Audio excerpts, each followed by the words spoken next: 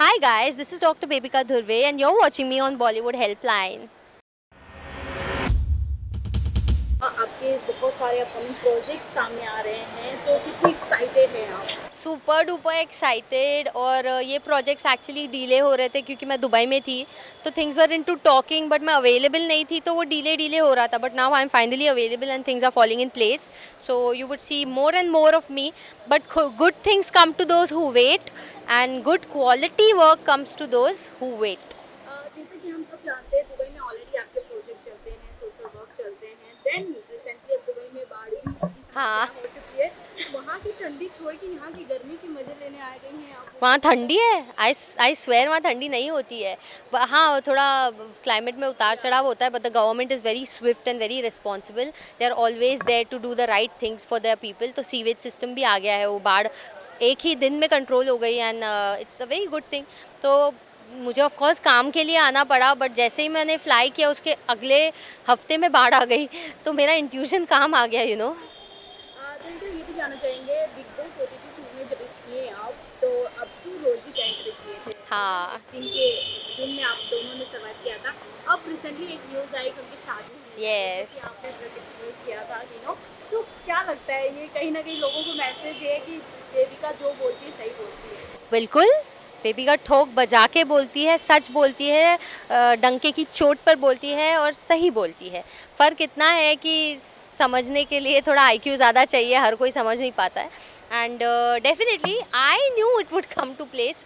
लोग हैरान होते होंगे, मैं अपने प्रेडिक्शंस को लेके हैरान नहीं होती हूँ but I am very happy for Abdu. इतना लाइफ का इतना स्पेशल अलायंस है उसका एंड आई थिंक कि उससे बेटर फैमिली मैन कोई बन ही नहीं सकता है. और बहुत ही प्योर सोल है यार, बहुत प्यारा. He is all heart, he such a big hearted person, so it's very lovely to look eight.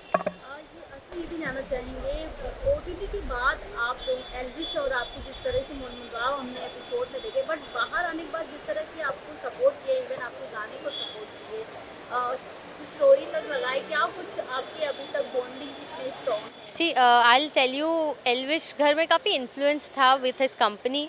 तो उस घर में जो भी करता था अंडर इन्फ्लुएंस करता था. तो उसके बाहर आने के बाद वो जो है वो खुद है. तो all that love and support he throws is him.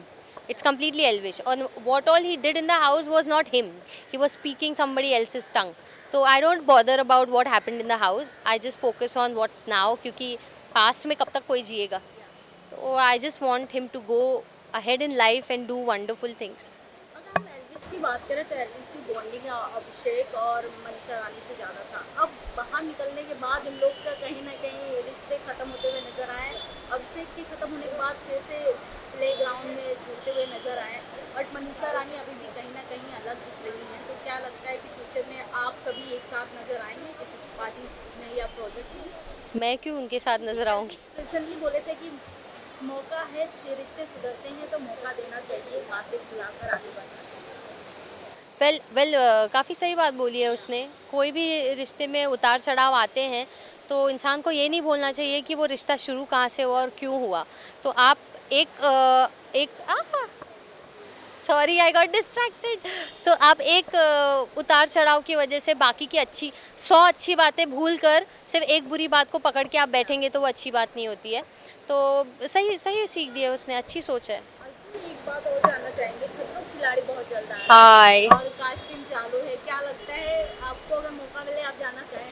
I so want to go. It's once in a lifetime thingy. मैं एक डिस्को बॉल हूँ. मैं literally I am a blingy blingy person. और हम जैसों के लिए वहाँ जाके स्टंट करना, धूल मिट्टी कीचड़ और जानवरों के बीच स्टंट करना, मेरे लिए तो ये once in a lifetime experience रहेगा and it just moulds you into something else. So I will love to be a part of. क्या फोबिया है इसका जो आप खतरों के खिलाड़ी में अपने डर को दूर करना चाहेंगे? फोबिया. देखिए, आई am a water baby. I love water. तो मैं समुंदर में भी कूद कर तैर सकती हूँ, मैं अकेली कायाक कर सकती हूँ. तो वो पानी का शायद मुझे इतना फोबिया नहीं है. हाइट्स का भी इतना नहीं है. जानवरों को मैंने कब तक छुआ नहीं है तो मुझे नहीं पता वहाँ क्या होगा. जो भी रिएक्शन आएगा ऑर्गेनिक आएगा मेरा, और ज़िंदगी में पहली बार आएगा तो मुझे नहीं पता. अच्छा, आपके प्रोजेक्ट पे आते हैं, क्या कुछ अपकमिंग में है जो बहुत जल्द आने वाले हैं मराठी मूवीज़ के अलावा? वेल मराठी म्यूज़िक वीडियो के लिए मुझे अप्रोच किया गया है. 2 गाने मैंने ऑलरेडी रिकॉर्ड कर लिए हैं जो शूट शुरू होगा. और साउथ इंडियन सिनेमा की तरफ थोड़ा सा टिचिक टिचिक टिचिक हो रहा है. Let's see. क्या मैं ऑडियंस को कहूँगी कि हम मेरे बेबिका के बेबाक बहुत ही adorable, super talented and super classy लोग हैं, and I love you guys to the core for the support and love you give me. God bless you. Thank you.